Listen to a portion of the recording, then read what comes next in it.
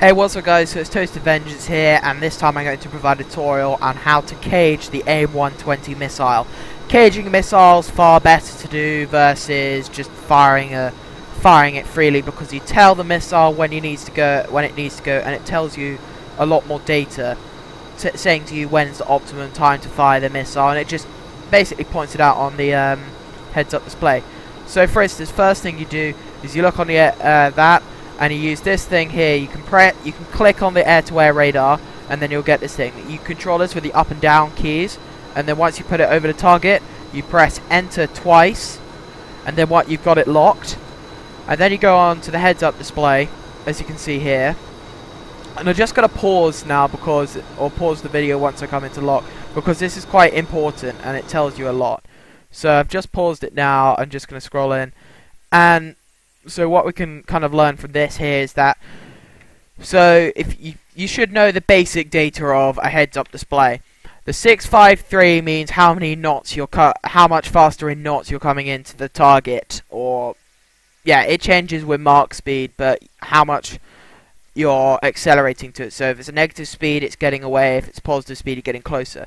Then 18.0, that means I'm 18 nautical miles away, and then the 23 is the timing. Now, right, to explain this big circle here, basically, once you come in closer to the target, it's going to start counting down on the system when you should fire. You can, just on top of the FPM, you're going to see this arrow, oh sorry, not arrow, just a stick. I'll just move the FPM. Okay, now, so you're going to see this stick here, and it's connected to this thicker line. This thicker line moves around the whole way through the circle, showing eventually it's kind of like a countdown system to say how much closer you are getting to target. Once you get past the first triangle, it means you can fire. However, it's not confirmed whether you actually make the hit. It's actually after the second triangle that it is confirmed. However, you know, you can sometimes in the middle between, I've sometimes got hits off it before.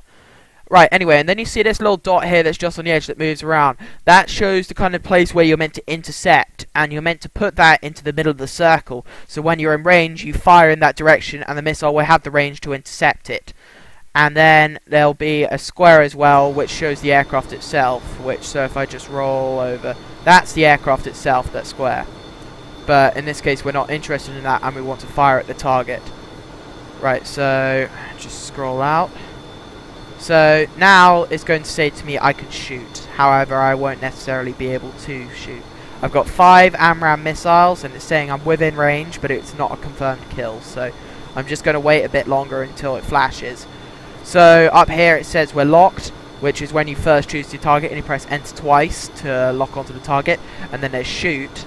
Yeah, it's pretty self-explanatory. And then once you get past the second triangle, then that little box there will start flashing a lot, basically saying kill, kill, kill, hopefully. And then you go, you fire the missile, it goes off, it does its own thing. Bye. And in the meantime, we just wait for it to do its own thing. You can see it's going into turning, going in for the kill. We can see our target over there. Okay, it's a Beechcraft. I feel kind of cruel, but whatever. And it's just slowly getting closer and closer, and it will be able to get the kill. It's pretty much a confirmed hit. It's very unlikely that the missile will miss. I mean, after all, it's hundreds of thousands of dollars worth of equipment, so it pretty much can't miss. And now you can just kind of see it go in to intercept the target, and eventually, bam. Alright, I hope you enjoyed. That's another kind of second tutorial. Thanks, bye.